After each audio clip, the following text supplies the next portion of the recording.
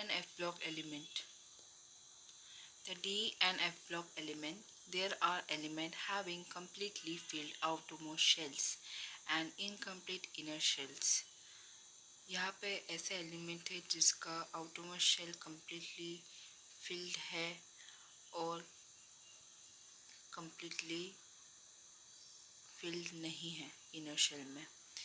If last electron enter in penultimate n-1 d orbital, the elements are called d block element.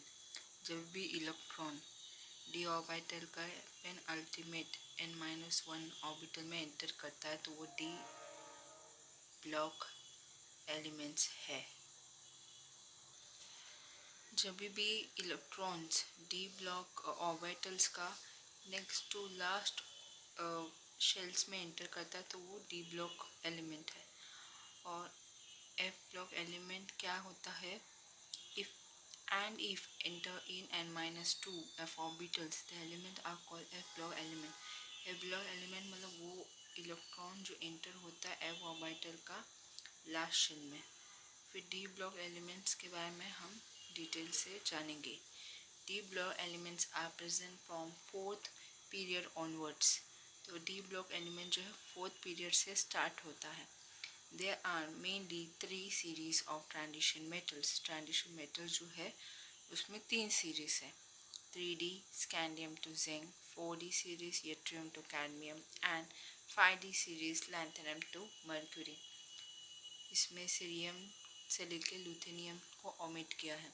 तो इसमें तीन series है. 3D series में scandium से लेकर जिंक तक है. 4D सीरीज से यट्रियम से लेकर कैडमियम तक है और 5D सीरीज में लैंथेनम से लेकर मर्क्यूरी तक है. D block elements are known as transition elements because their position in the periodic table is between S block and P block element. D block element जो है उसे transition element कहते हैं. क्यों? क्योंकि S block और P block element के बीच में इसको पोजीशन दिया गया है पीरियोडिक टेबल में, इसलिए उसका दूसरा नाम है transition elements. Electronic configuration of the D block element is n-1 1 to 10 ns 1 to 2. Electronic configuration है D ब्लॉक एलिमेंट का वो है n-1 D ऑर्बिटल में 1 से लेकर 10 इलेक्ट्रॉन तो ns में 1 से लेकर 2 इलेक्ट्रॉन. लेकिन कुछ ऐसे एलिमेंट है जो D ब्लॉक एलिमेंट का हिस्सा है लेकिन ट्रांजिशन मेटल नहीं है वो, जैसे कि copper plus zinc, cadmium, mercury. ठीक है, ये सभी n-1 D10 ऑर्बिटल मतलब इनके d ऑर्बिटल में 10 कम्प्लीटली इलेक्ट्रॉन है. तो d ऑर्बिटल जो है कम्प्लीटली फिल्ड है, तो इसलिए d ब्लॉक एलिमेंट में आता है लेकिन ट्रांजिशन मेटल नहीं, क्योंकि इनका d ऑर्बिटल कम्प्लीटली फिल्ड है इसीलिए. फिर general property of transition element. General property जो है डी ब्लॉक एलिमेंट का वो ट्रेंड में बताया गया है. Atomic and ionic radii in transition metal left to right net nuclear charge increase due to poor shielding effect.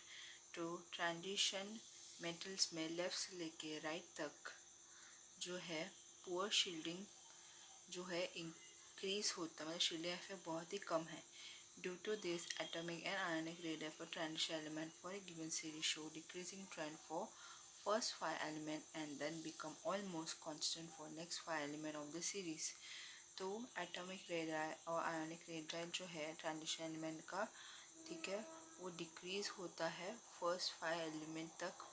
फिर नेक्स्ट 5 एलिमेंट के बाद जो है एटॉमिक और आयनिक रेडाई जो है वो कंटिन्यूसली वैसा ही रहता है, उसका साइज कम ही रहता है continuously. At the end of the period there is a slight increase in the atomic radii. फिर पीरियड के एंड में मतलब जब जिंक की तरफ जाते हैं तब अचानक थोड़ा सा एटॉमिक रेडाई बढ़ जाता है, क्योंकि ऑब्वियसली जो लास्ट पीरियड जो है लास्ट जो ग्रुप है, ठीक है, वहाँ पे जिंक है, कैडमियम है, मर्क्यूरी है, क्योंकि उनका इलेक्ट्रॉन फील्ड है लास्ट शेल में, इसलिए उनका एटॉमिक रेडियस थोड़ा बढ़ता है. जो ऑब्वियस है। The atomic and ionic radii of the element of 4D series are higher than corresponding elements of 3D series due to increasing number shells. तो एटॉमिक और आयनिक रेडियस जो है एलिमेंट का 4D सीरीज में ज़्यादा है compare to 3D series के element से जो इंक्रीज होता है नंबर ऑफ शेल में। आयनिक और एटॉमिक रेडियस जो है 4D सीरीज में वो ज़्यादा बड़ा है कंपेयर टू 3D सीरीज से, क्योंकि नंबर ऑफ शेल ज़्यादा है इसीलिए। लेकिन however the element of 4D and 5D series have almost constant value। लेकिन जो 4D और 5D सीरीज में जो भी एलिमेंट है उनका वैल्यू जो है सेम ही है, जैसे कि zirconium radius 160 picometer, hafnium radius 159 picometer. It is due to lanthanoid contraction. अभी जब भी ग्रुप्स में जैसे जैसे नीचे जाएंगे तो एलिमेंट का साइज बढ़ता है, लेकिन यहाँ पे ऑपोजिट है। यहाँ पे देखो जिरकोनियम और हैफनियम, अभी जिरकोनियम का जो साइज है वो 160 पिकोमीटर है, तो इसके नीचे हैफनियम है। हैफनियम का साइज बड़ा होना चाहिए, लेकिन क्या ऑब्जर्व किया, हैफनियम का साइज छोटा है 159 पिकोमीटर। तो मतलब इसमें ट्रांजिशन मेटल में पूरा ऑपोजिट है। जैसे ही नीचे जाएंगे तो एटॉमिक साइज कम होता है, तो किसकी वजह से होता है, लैंथेनॉइड कॉन्ट्रैक्शन की वजह से, क्योंकि नंबर ऑफ शेल्स भले बढ़ेगा, नंबर ऑफ इलेक्ट्रॉन भी बढ़ेगा, लेकिन न्यूक्लियर चार्ज भी बढ़ेगा उसके साथ। ठीक है, तो शील्डिंग इफेक्ट भी काफ़ी कम हो जाता है, और इसलिए इसकी वजह से जैसे ही नीचे जाएंगे ट्रांजिशन मेटल में तो साइज जो है कम होते जाता है। तो ये सब लैंथेनॉइड कॉन्ट्रैक्शन की वजह से है। Zirconium hafnium have very similar physical and chemical property due to almost same size। तो zirconium hafnium का ऐसा ऑब्जर्व किया कि उनका फिजिकल केमिकल प्रॉपर्टी सेम है, क्योंकि उनका साइज भी सेम है। नोबियम, टाइटेनियम का भी केमिकल फिजिकल प्रॉपर्टी सेम है। मोलिब्डेनम, टंगस्टन का भी केमिकल फिजिकल प्रॉपर्टी सेम है। ठीक है, ये सब हो रहा है लैंथेनॉइड कॉन्ट्रैक्शन की वजह से। फिर enthalpy of atomization. Enthalpy of atomization क्या होता है, transition element exhibit higher enthalpy of atomization because of large number of unpair electron in the atoms. Transition element जिसका एंथैल्पी ऑफ एटमाइजेशन ज़्यादा क्यों है, क्योंकि उनके पास ज़्यादा अनपेयर इलेक्ट्रॉन्स है उनके एटम्स में। ठीक है, अनपेयर इलेक्ट्रॉन होने की वजह से उनका एंथैल्पी ऑफ एटमाइजेशन भी ज़्यादा है। They have stronger inter atomic interaction and hence stronger bond, hence transition element have very high melting and boiling point. तो उनका इंटर एटॉमिक इंटरैक्शन ज़्यादा स्ट्रॉन्ग रहता है, बॉन्ड भी स्ट्रॉन्ग रहता है, ट्रांजिशन एलिमेंट का मेल्टिंग और बॉइलिंग पॉइंट भी ज़्यादा रहता है।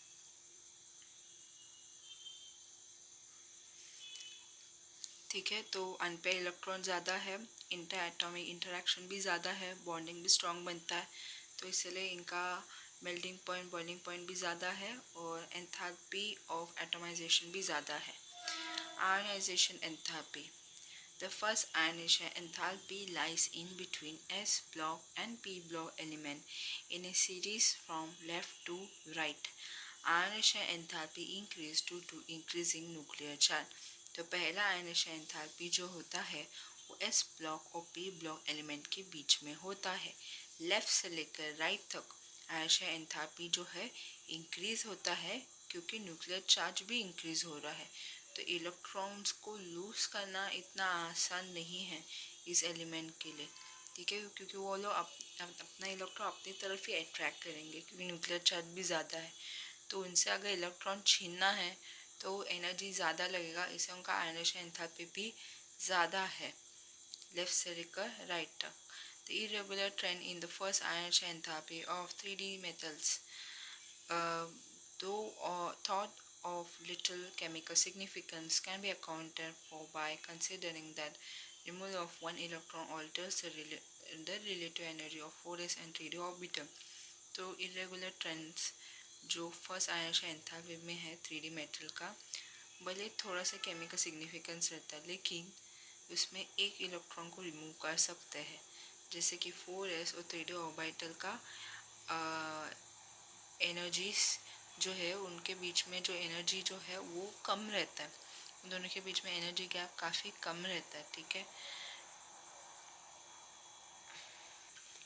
Next, inertia enthalpy value for 5D series are higher than that of 3D and 4D series due to weak shielding effect of 4f electron present in 5D series transition element. अब 5D series जो है, last series जो है transition metal का, उसका ionisation enthalpy ज़्यादा इसीलिए है 3D और 4D सीरीज से, क्योंकि शील्डिंग इफेक्ट बहुत ही वीक है। 4 ऑफ इलेक्ट्रॉन जो है वो प्रेजेंट है 5D ट्रांजिशन एलिमेंट में, तो वीक शील्डिंग इफेक्ट है, तो ऑफकोर्स न्यूक्लियर चार्ज भी बढ़ गया है इसीलिए, और शील्डिंग इफेक्ट भी काफ़ी कम है। Ionization enthalpy value of zinc, cadmium, mercury are abnormally higher on account of greater stability of subshell, S subshell. अब लास्ट जो ग्रुप रहता है ट्रांजिशन, सॉरी लास्ट जो ग्रुप है डी ब्लॉक एलिमेंट का, जिंक, कैडमियम, मर्क्यूरी, ये पहले transition metal तो है नहीं, क्योंकि इनका लास्ट शेल कम्प्लीटली फिल्ड है, ठीक है। उनके पास एक भी अनपेड इलेक्ट्रॉन नहीं है, तो अब नॉर्मली इनका आयनिक एंथैल्पी ज़्यादा है। क्यों ज़्यादा है? क्योंकि इनका एस सबशेल जो है वो ज़्यादा स्टेबिलिटी देता है जिंक, कैडमियम, मर्क्यूरी को, ठीक है, इसलिए इनका आयनिक एंथैल्पी बहुत ही ज़्यादा है, तो ये तो हर हाल में इलेक्ट्रॉन्स देंगे नहीं। Oxidation states, oxidation state transition metals show variable oxidation states due to incomplete outermost shell। तो ट्रांजिशन मेटल जो रहता है वो बहुत सारे अलग अलग ऑक्सीडेशन स्टेट देता है, दो इनकम्प्लीट outermost शेल होने की वजह से। Only stable oxidation state of the first two row transition metals are, तो सिर्फ स्टेबल ऑक्सीडेशन स्टेट जो है पहला रो ट्रांजिशन मेटल का वो है scandium +3 titanium +4 vanadium +5 chromium +3 +6 magnesium +2 +7 iron +2 +3 cobalt +2 +3 निकल +2 कॉपर +2 जिंक +2। तो ये पूरे transition metal D block element में बहुत सारे अलग अलग ऑक्सीडेशन स्टेट्स है। In each period, the highest oxidation state increase with increasing atomic number attain a maximum value in the middle and then decrease. For example, magnesium 3D series, ruthenium 4D series and osmium 5D series has maximum value for oxidation state as +7, +8, +8 respectively.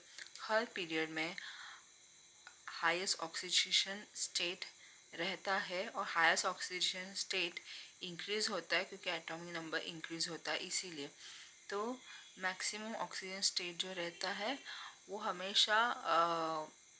हमेशा middle में रहता है D block में, उसके बाद decrease हो जाता है। जैसे कि मैग्नीशियम जो है उसका एटॉमिक नंबर 25 मिडल में है, राइट, 20 to 30 के बीच में 25 एटॉमिक नंबर मैग्नीशियम है, तो उसका 3D सीरीज है, रुथेनियम 4D सीरीज है, ऑस्मियम 5D सीरीज है। मैग्नीशियम ऑक्सीडेशन स्टेट हमेशा +7 दिखाता है, रुथेनियम जो है +8 दिखाता है, ऑस्मियम जो है +8 दिखाता है। The transition element in their lower oxidation state +2 and +3 usually form ionic compound। जो ट्रांजिशन एलिमेंट है, ठीक है, उनका लोअर ऑक्सीडेशन स्टेट है +3 और +2 और +3, ठीक है, और वो आयनिक कंपाउंड फॉर्म करता है। In higher oxidation state compound are normally covalent. तो जो एलिमेंट जिसका ऑक्सीडेशन स्टेट काफ़ी कम है वो आयनिक कंपाउंड फॉर्म करता है, और जिसका ऑक्सीडेशन स्टेट सबसे ज़्यादा है वो नॉर्मली कोवेलेंट रहता है। निकल और आयरन जो है वो निकल कार्बन मोनोक्साइड, निकल टेट्रा कार्बन मोनोक्साइड और आयरन पेंटा कार्बन मोनोक्साइड में रहता है, और हमेशा ज़ीरो ऑक्सीडेशन स्टेट दिखाता है। फिर strengths in standard electrode potentials। Trends in standard electrode potentials, ये क्या होता है? Transformation of the solid metals atoms to M2 plus ions in solution is their standard electrode potential. If sum of the first and second ionization enthalpy is greater than hydration enthalpy, standard potentials E0 M2 plus M will be positive, reactivity will be lower. तो इसमें क्या है, ये standard electrode potential का trend. इसमें क्या होता है, सॉलिड मेटल एटम ट्रांसफॉर्म होता है M2 प्लस आयन में सोल्यूशन में, ठीक है, उनका स्टैंडर्ड इलेक्ट्रोड पोटेंशियल में। अभी पहला और सेकेंड आयनिशन एंथैल्पी का टोटल करके जो जो जो ज़्यादा, जिसका वैल्यू ज़्यादा रहता है हाइड्रेशन एंथैल्पी से, ठीक है, और स्टैंडर्ड पोटेंशियल जो है वो पॉजिटिव रहता है और रिएक्टिविटी भी जो है कम रहता है। अभी मर्क्यूरी क्लोराइड जो है HgCl2 जो है वो करोसिव सब्लिमेट है और ये पॉइजनस है, तो उसका बेस्ट एंटीडोट है एक्स का वाइट। तो HgCl2 जो है मर्क्यूरिक एसिड करोसिव है, पॉइजनस है, और उसका एंटीडोट है एग का जो वाइट है, वाइट वो एंटीडोट है। एंटीडोट मतलब वो जो पॉइजन्स का जो इफेक्ट है उसको कम करता है शरीर में। अगर किसी शरीर में HgCl2 एज अ पॉइजन डाला है तो Ag2Cl2 dimercury dichloride is a calomel. It is used for making calomel electrode used as reference electrode। अभी ये calomel electrode है, ठीक है, ये कैलोमेल है और कैलोमेल इलेक्ट्रोड के लिए यूज़ होता है। कैलोमेल इलेक्ट्रोड जो है रेफरेंस इलेक्ट्रोड के लिए यूज़ होता है। फिर trend in stability of higher oxidation state. तो जो ट्रेंड जो है हायर ऑक्सीडेशन स्टेट का स्टेबिलिटी पे, the highest oxidation number are achieved in titanium tetra X, vanadium pentafluoride and chromium hexafluoride. जो ज़्यादा ऑक्सीडेशन स्टेट जो है वो अचीव होता है टिटानियम टेट्रा एक्स, वेनाडियम पेंटाफ्लोराइड और chromium hexafluoride. The +7 state for magnesium is not presented in simple halide, but magnesium tetraoxofluoride is known, and beyond magnesium no metal has trihalide except FeX3 iron tri-X and COF3 cobalt trifluoride. An increasing order of oxidizing power in the series is। तो magnesium का जो oxidation state +7 है, लेकिन वो कभी भी simple halide में नहीं रहता, लेकिन वो किसके फॉर्म में रहता है, MnO3F के फॉर्म में। तो ठीक है, और मैग्नीशियम जो कभी ट्राई हैलाइड में नहीं रहता है, बस आयरन और कोबाल्ट को छोड़ के, क्योंकि आयरन जो है Fe3 में और कोबाल्ट जो है COF3 में है। तो ऑक्सीडेशन स्टेट जो है सबसे ज़्यादा होगा मैग्नीशियम टेट्राऑक्सो आयन का ज़्यादा होगा, MnO4- का ऑक्सीडेशन स्टेट ज़्यादा होगा। फिर Cr2O7 2- का ऑक्सीडाइजिंग पावर ज़्यादा होगा, और उसके बाद VO2+ का ऑक्सीडाइजिंग पावर ज़्यादा होगा। The highest oxidation state of transition metal are found in their compound with fluorine and oxygen only because of their higher electronegativity and small atomic size।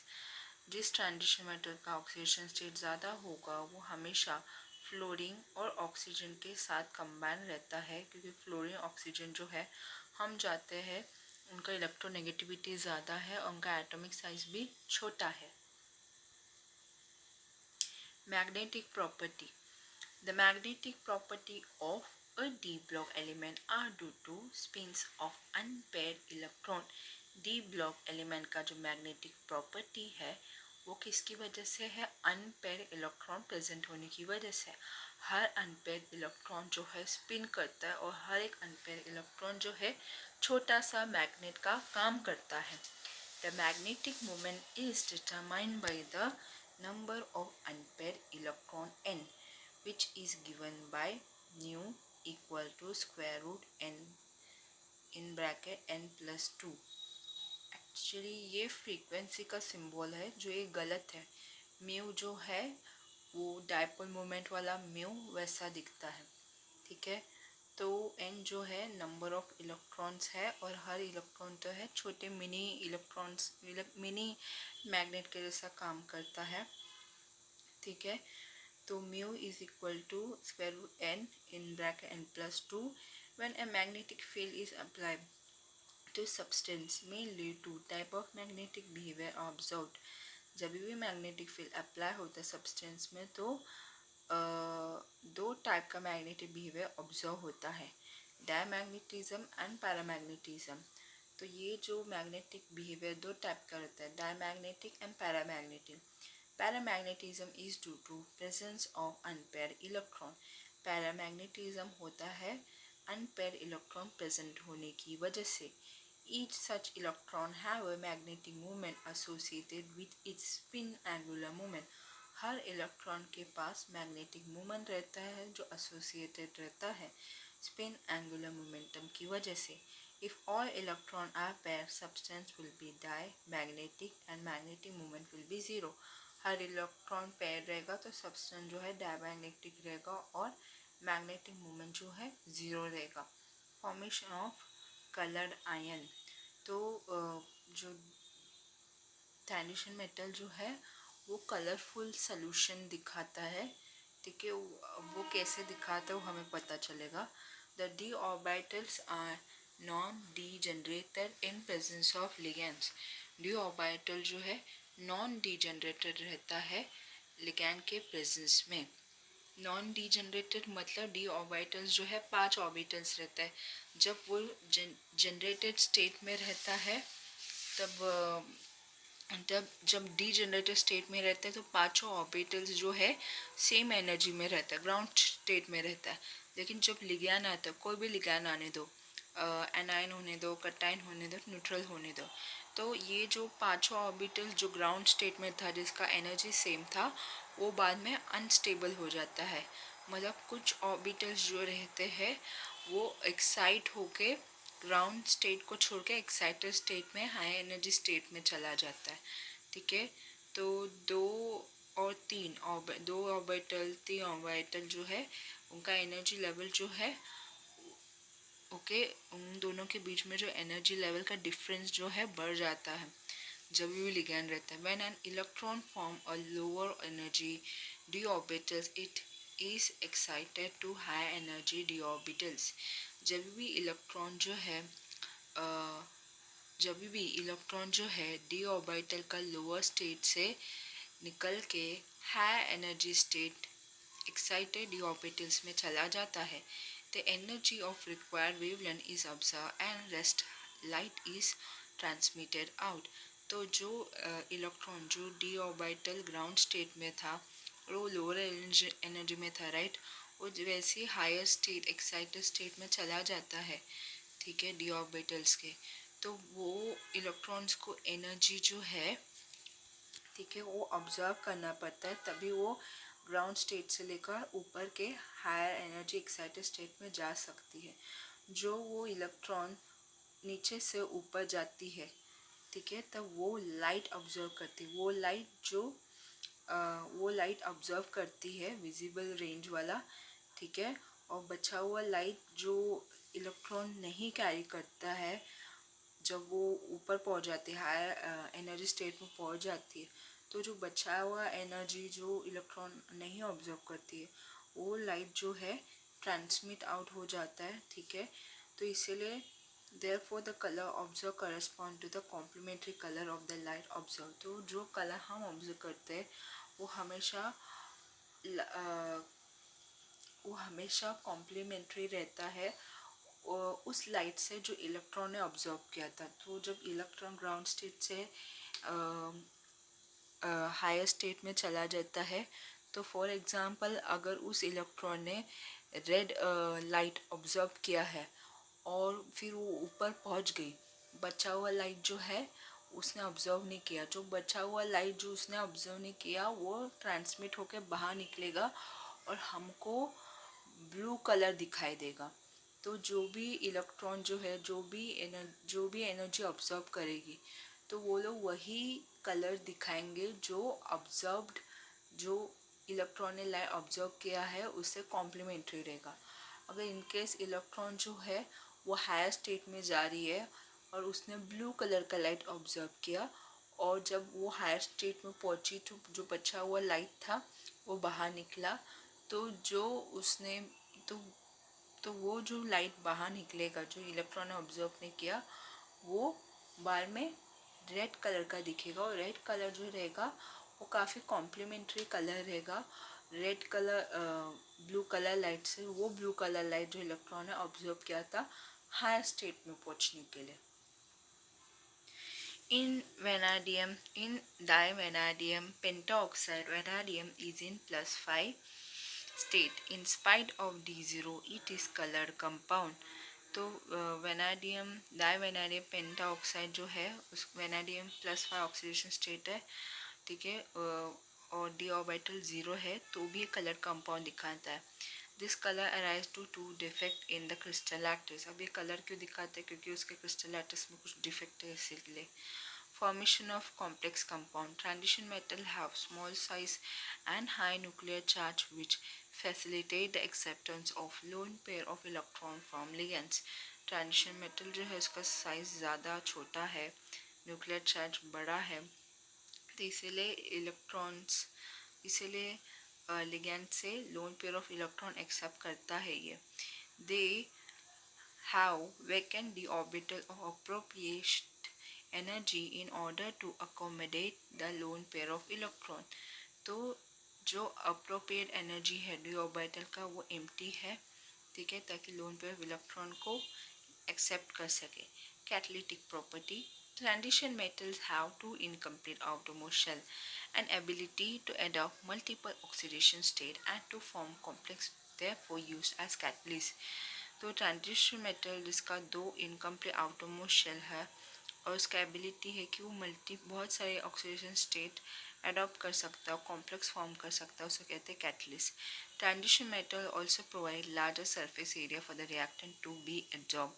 Transition metal जो है larger surface area दिखाता है ताकि reactant जो है absorb हो जाए। Absorb का मतलब है कि रिएक्टेंट जो है हमेशा कैटलिस्ट के सरफेस में ज़्यादा रहेगा, लेकिन कैटलिस्ट के सरफेस के अंदर डीपली नहीं जाएगा, सरफेस के बाहर ही वो कॉन्सेंट्रेटेड रहेगा, ना कि सरफेस के अंदर, ठीक है। Formation of interstitial compound. Small atoms of non metals hydrogen, carbon, nitrogen fit into void of crystalline solids of transition metals and form interstitial compounds। तो जो छोटे छोटे एटम है नॉन मेटल का, हाइड्रोजन, कार्बन, नाइट्रोजन, वो हमेशा crystalline solid का, हमेशा ट्रांजिशन मेटल का क्रिस्टलाइन सॉलिड के खाली जगह पर रहता है, ठीक है, खाली स्पेस में रहता है और इंटरस्टिशियल कंपाउंड फॉर्म करता है। The principal physical and chemical characteristic of this compound are as follow. तो जो इंटरस्टिशियल कंपाउंड है उनका क्या क्या फिजिकल केमिकल कैरेक्टरिस्टिक्स है? They have higher melting point higher than those of pure metal. इनका मेल्टिंग पॉइंट प्योर मेटल से भी ज़्यादा रहता है। They are very hard, some borides approach diamond in hardness. ये काफ़ी हार्ड रहता है। बोराइड भी जो है डायमंड के जितना ही बहुत स्ट्रॉन्ग रहता है इसमें। और they retain metallic conductivity, metallic conductivity दिखाता है। दे आर केमिकली इनर्ट, ये केमिकली इनर्ट है, मतलब कुछ भी रिएक्शन करो ये रिएक्ट नहीं करेगा, इतना ये स्टेबल है। Alloy formations. फिर ये अलॉय कैसे बनता है? Alloy is the homogeneous solid solution of two और मोर मेटल्स। अलॉय जो है ये होमोजेनियस सोल्यूशन है जो दो या दो से ज़्यादा सॉलिड से बना हुआ रहता है, ठीक है। सॉलिड सोल्यूशन जैसे कि मेटल्स, दो या दो से ज़्यादा मेटल से बनता है ये सॉलिड सोल्यूशन, जिसको बोलते हैं alloy. Transition metals have approximate same size, therefore in molten form they can fit to each others. Transition metal जो रहता है उसका साइज सेम रहता है, मोल्टन फॉर्म में फिट होता है एक दूसरे से, और क्रिस्टलाइन स्ट्रक्चर भी फिट रहता है, ठीक है। फॉर्म होमोजेनियस मिक्सचर फॉर्म करता है एंड फॉर्म द अलॉय भी फॉर्म करता है। Example brass, copper, zinc and bronze, copper, tin. Brass copper zinc form करता है, ब्रॉन्ज कॉपर टिन फॉर्म करता है। Additional information. Scandium dicarbon contain scandium 3 plus and C22 minus. The extra electron lies in conduction band and make it conductor. तो SC2 में क्या रहता है, SC3+ और C2 2-। एक्स्ट्रा इलेक्ट्रॉन जो रहता है कंडक्शन बैंड में रहता है और उसे कंडक्टर बनाता है। Silvering of mirror is based on reduction of ammoniacal silver nitrate solution bye neutral solution of tartrate और ग्लूकोज इन कोल्ड। तो जो मिरर सिल्वरिंग दिखाता है वो बेस्ड होता है, उसकी वजह से होता है अमोनिकल सिल्वर नाइट्रेट का रिडक्शन की वजह से। ये सॉल्यूशन जो है रिडक्शन की वजह से, और रिडक्शन किसकी वजह से होता है, टार्टरेट और ग्लूकोज का न्यूट्रल सोल्यूशन की वजह से, जो जिसको कोल्ड टेम्परेचर में रखा है। तो टार्टरेट या ग्लूकोज जो है रिएक्ट करता है अमोनिकल सिल्वर नाइट्रेट के साथ, जो वो रिड्यूस होता है अमोनिकल सिल्वर नाइट्रेट, तो वो सिल्वर नाइट्रेट दिखाता है, सिल्वर मिरर दिखाता है। The transition metal except irons are resistance to corrosive. Transition metal जो है वो रेजिस्टेंट रहता है करोशन से, आयरन को छोड़ के। Chromium is a highly corrosive resisting metal. Chromium जो है हाईली करोसिव है और रेजिस्टिंग मेटल है। क्रोमियम ऐसा मेटल है जो करोज नहीं होता, ठीक है। Some important compound of transition element. Transition element के काफ़ी इम्पॉर्टेंट कंपाउंड है। The transition element are those elements having partially filled D or F subshell in any common oxidation state. Transition element जिसका element जो है partially field है D या फिर F subshells है, उनका कॉमन ऑक्सीडेशन स्टेट की वजह से। तो ट्रांजिशन मेटल में ऐसे एलिमेंट जिसका डी और एफ पार्शियली फील्ड है और कॉमन ऑक्सीडेशन स्टेट दिखाता है। The term transition element mostly common refer to the d block transition element, ठीक है। तो ये ट्रांजिशन एलिमेंट जो है काफ़ी कॉमन रहता है डी ब्लॉक एलिमेंट में। सो फर्स्ट है potassium dichromate K2Cr2O7 potassium dichromate और। तो ये इसका दूसरा भी नाम है, नहीं ये अलग है। पोटेशियम डाइक्रोमेट जो है किससे बनता है, और से बनता है, जैसे कि फेरोक्रोम या फिर क्रोमाइट FeOCr2O3 या फिर FeCr2O4। Preparation 4FeOCr2O3 react with 8Na2CO3 react with 7O2 gives 8Na2CrO4 2Fe2O3 8CO2। तो ये येलो कलर प्रोडक्ट देता है। 2Na2CrO4 रिएक्ट करता है 2H+ से, Na2Cr2O7 ऑरेंज कलर देता है +2Na+ और वाटर। फिर Na2Cr2O7 रिएक्ट करता है 2KCl से, K2Cr2O7 और NaCl से। तो इस तरीके से पोटेशियम डाइक्रोमेट फॉर्म होता है क्रोमाइट से या फेरोक्रोम से। So sodium dichromate are more soluble than potassium dichromate। Sodium dichromate ज़्यादा soluble है, पोटेशियम डाइक्रोमेट है। पोटेशियम डाइक्रोमेट जो है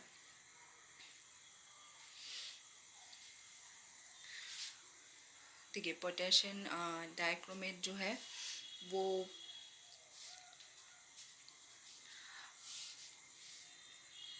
ऑरेंज कलर दिखाता है।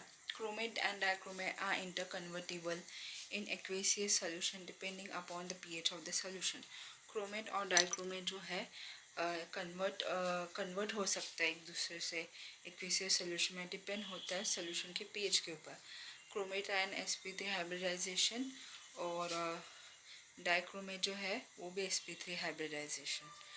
फिर प्रॉपर्टी क्या है डाइक्रोमेट का, sodium and potassium dichromate are strongly oxidizing agent, ये स्ट्रॉन्ग ऑक्सीडाइजिंग एजेंट है।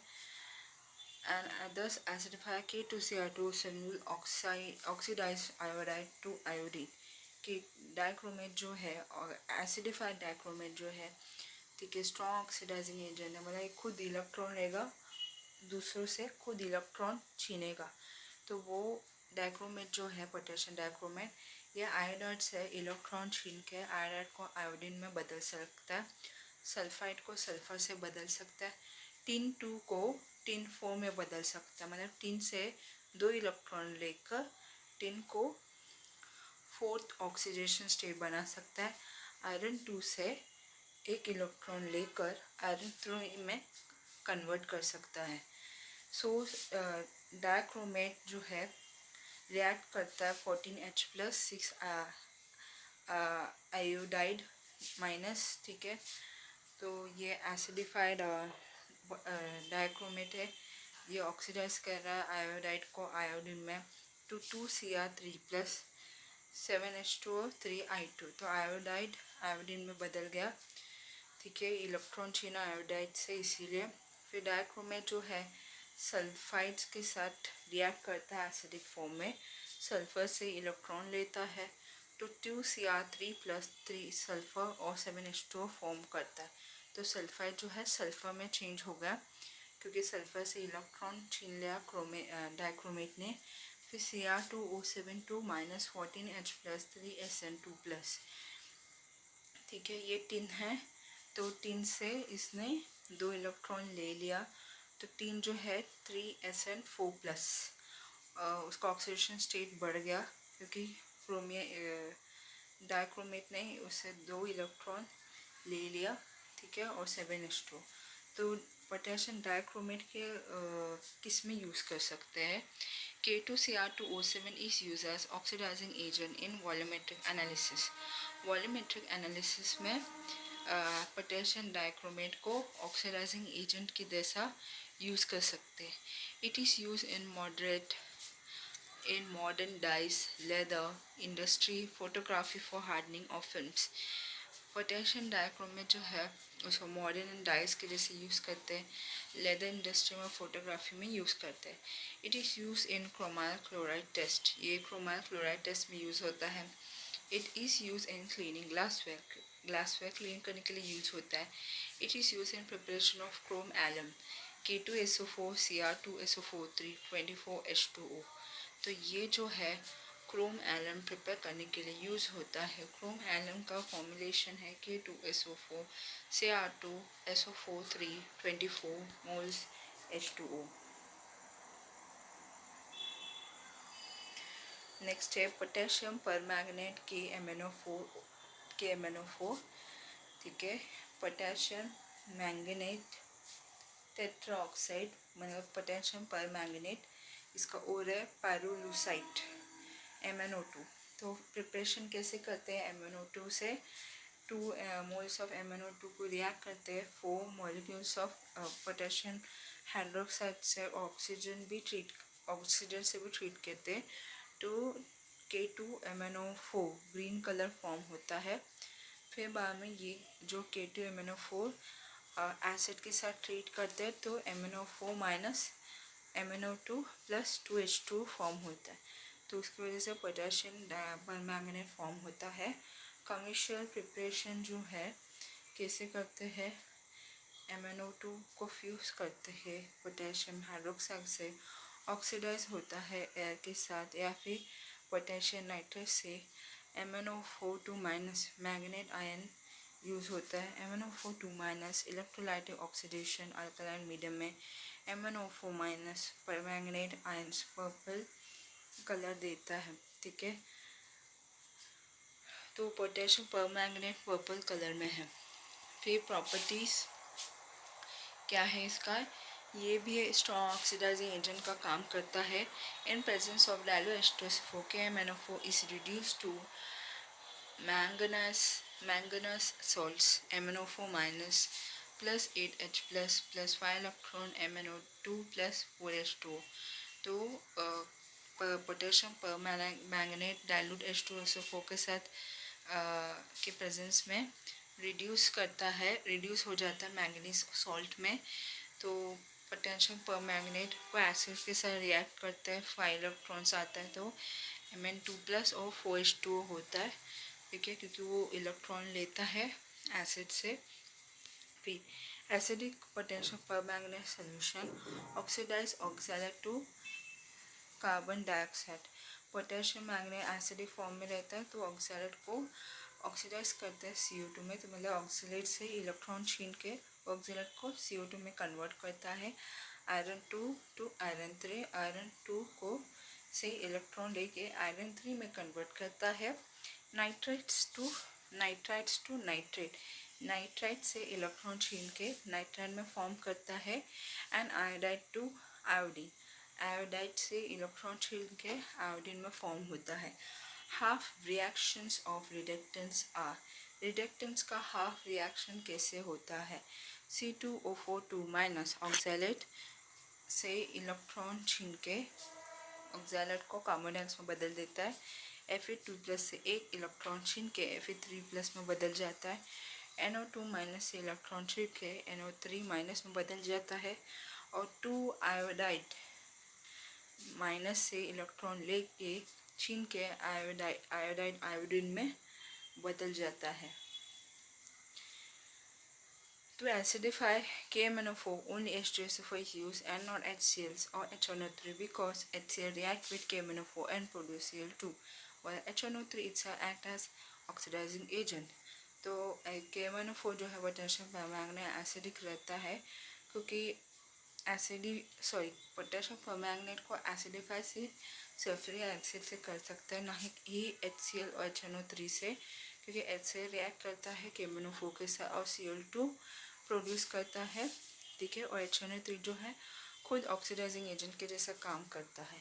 In alkaline medium potassium permanganate is reduce to insoluble, ठीक है, वो कन्वर्ट होता है इनसॉल्युबल में अल्कलाइन मीडियम में, क्योंकि ठीक है क्योंकि वो रिड्यूस हो जाता है, मतलब वो इलेक्ट्रॉन देता है। तो MnO4 minus 3 electron plus 2H2O gives MnO2 plus 4OH minus, ठीक है, मतलब उसका वो इलेक्ट्रॉन देता है दूसरों को KMnO4 अल्कलाइन मीडियम में। अल्कलाइन और neutral KMnO4 solution oxidize I minus.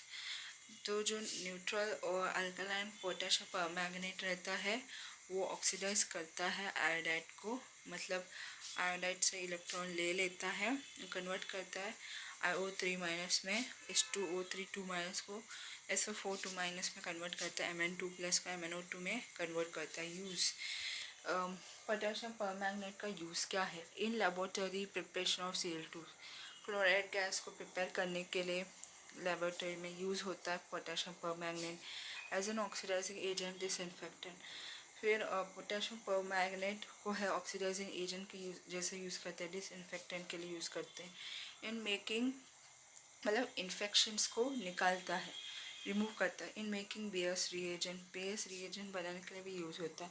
Structures of potassium permanganate ion, magnesium जो परमैंगनेट में रहता है वो sp3 हाइब्रिडाइजेशन में रहता है और 4 ऑक्सीडेशन जो टेट्राहेड्रली रहता है मैग्नीशियम के आसपास।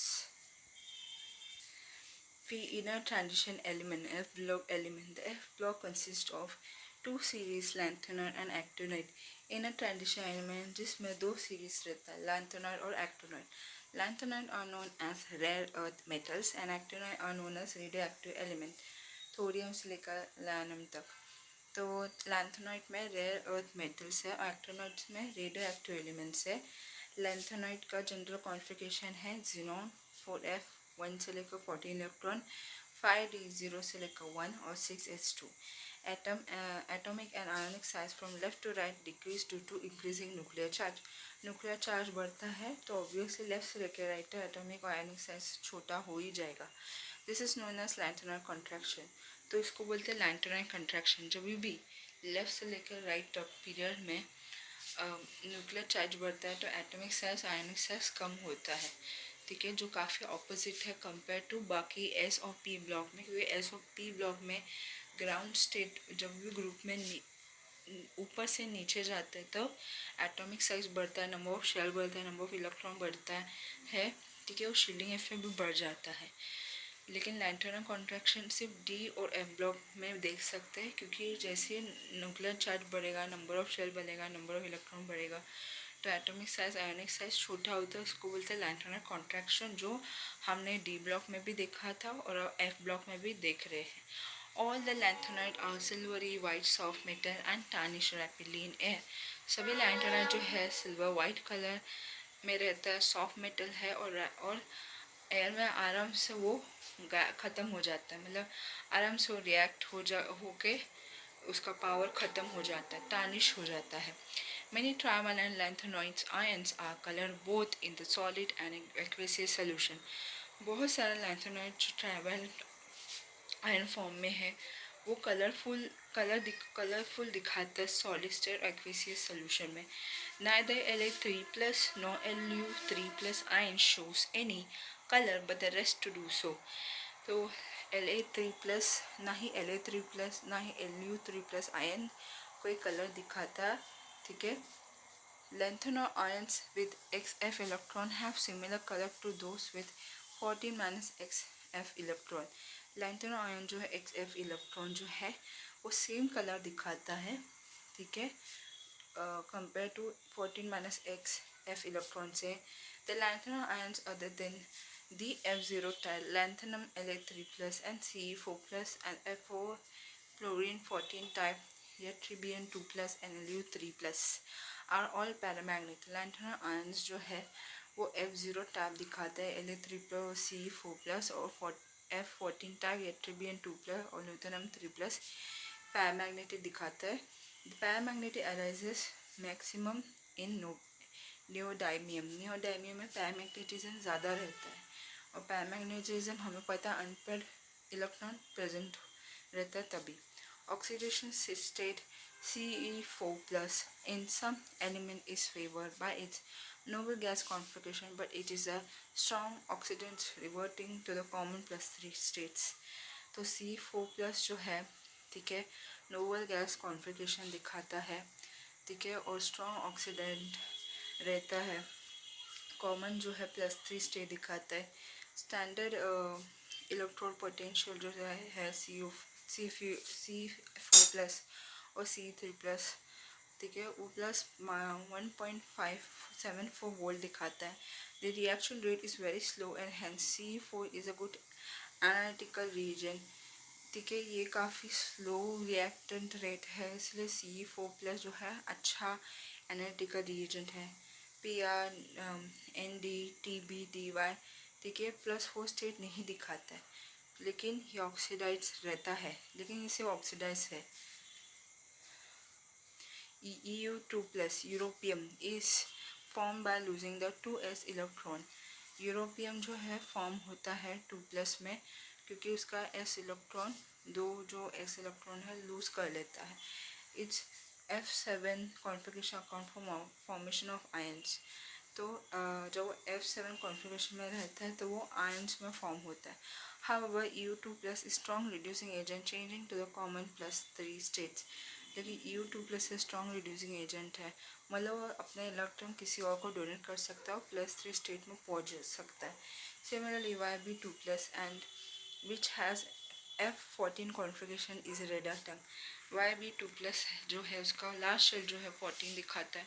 रेडक्टेंट मतलब रिड्यूसिंग एजेंट का काम कर सकता है. वो अपने इलेक्ट्रॉन डोनेट कर सकता है. TB4 plus has half-filled f orbital and is an oxidant.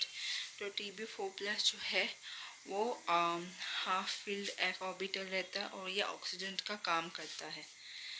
Lanthanides are very reactive metals like alkaline earth metal. Lanthanide जो है वैसा ही रिएक्टिव जैसा अल्कलाइन अर्थ मेटल्स है. हम जानते हैं अल्कलाइन अर्थ मेटल में एक इलेक्ट्रॉन प्रेजेंट रहता है एस ब्लॉक का लास्ट शेल्स में. लैंथेनाइड मेटल में O2 प्लस Mn2O3 बनता है. N2 डालेंगे तो Mn बनता है. सल्फर डालेंगे तो M2S3 बनता है. कार्बन डालेंगे MC2 बनता है. हाइलाइट डालेंगे तो MX3 बनता है. वाटर डालेंगे तो MOH3H2 बनता है. The hydroxides are ionic and basic. Hydroxide ionic भी हो सकता है बेसिक भी हो सकता है लैंथेनाइड मेटल के साथ. The base strength decreases from CuOH3 to LuOH3. जो बेसिक स्ट्रेंथ जो है लैंथेनाइड में हाइड्रोक्साइड बनने के बाद वो कम होता है CuOH3 से लेकर LuOH3 तक. Alloy mixed metals contain lanthanide about 90 to 95%. Mixed metal जो है उसमें लैंथेनाइड रहता है 90 to 95% लैंथेनाइड ही रहता है. जैसे C में 40.5%, लैंथेनम नियोबियम 44%, आयरन में 4.5%, कैल्शियम कार्बन सिलिकॉन में 10.5% जो यूज़ होता है सिगरेट्स में, गैस लाइटर में, टॉयस में, टैंक में और ट्रेसेस बुलेट्स में. It is a pyrophoric alloy. ये पायरोफोरिक एलॉय है मतलब that is take up fire easily. मतलब ये आसानी से आग में जल सकता है। एक्टिनॉइड्स, इसका जनरल कॉन्फ़िगरेशन है Rn5f1 से लेकर 14, ठीक है। 5f में 14 इलेक्ट्रॉन तक रह सकता है, 6d में 2 इलेक्ट्रॉन तक रह सकता है, 7s2 रहता है।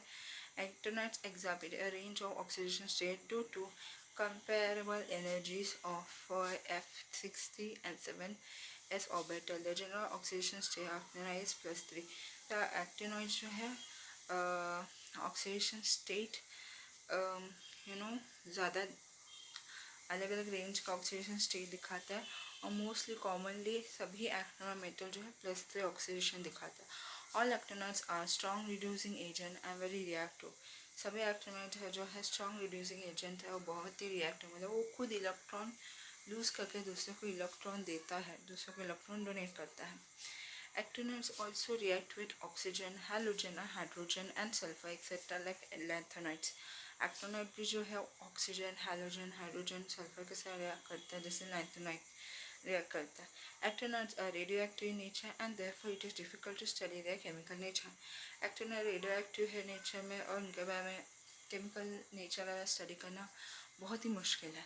The atomic and ionic radar of actinide decreases regularly across series due to poor shielding effect of 5 electron. Atomic और आयनिक रेडिएट जो है एक्टिनॉइड्स का वो कम होता है, ठीक है, जैसे से वो कम होते रहता है, ठीक। एक्टिनॉइड का एटॉमिक साइज, रेडियल साइज, आयनिक रेडियल साइज कम होता है क्योंकि पुअर शील्डिंग इफेक्ट की वजह से 5 इलेक्ट्रॉन में, और इसीलिए उसको बोलते हैं एक्टिनॉइड कॉन्ट्रैक्शंस, ठीक है। जैसे लैंथेनाइड कॉन्ट्रैक्शन वैसे एक्टिनॉइड कॉन्ट्रैक्शन है। एटॉमिक नंबर बढ़ेगा, न्यूक्लियर चार्ज बढ़ेगा, नंबर ऑफ शेल्स भी बढ़ेगा, लेकिन न्यूक्लियर चार्ज बढ़ने की वजह से सारे शेल्स जितने भी इलेक्ट्रॉन्स है, कितना भी ज़्यादा होने दो शेल्स, कितना भी ज़्यादा होने दो इलेक्ट्रॉन, जो एटॉमिक आयनिक एटॉमिक साइज जो है, रेडियल साइज, आयनिक रेडियल साइज जो है कम ही रहे, बोलते हैं actinoid contraction. The allocation of electron to 5f or 6d orbital in the actinide atom is more uncertain than the allocation to the 4f or 5d orbital in the lanthanide atom because the external shielding of 5 electron is less than that of the 4f electron. जो electron का location रहता है 5 या फिर 6d orbital lanthanide atom में, वो काफ़ी uncertain रहता है। 4f या फिर 5d ऑर्बिटल जो लैंथेनाइड एटम में रहता है में, क्योंकि 5 इलेक्ट्रॉन का जो एक्सटर्नल शील्डिंग जो है कम रहता है कंपेयर टू 4f इलेक्ट्रॉन से। The magnetic property of 4 blocks f block element are due to both orbital motion as well as spin magnetic moment for d block element. जो 4f block element का magnetic property जो है किसकी वजह से होता है, दोनों ऑर्बिटल मोशन की वजह से, स्पिन मैग्नेटिक मोमेंट की वजह से।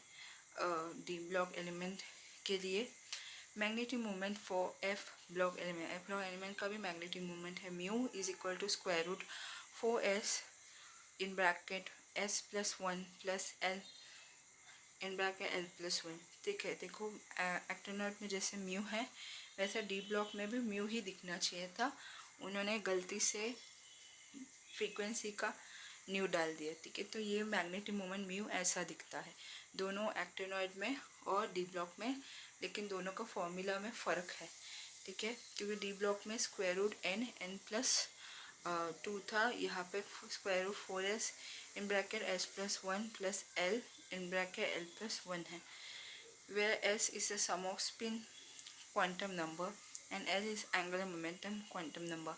h जो है स्पिन क्वांटम नंबर है, l जो है एंगुलर मोमेंट क्वांटम नंबर है।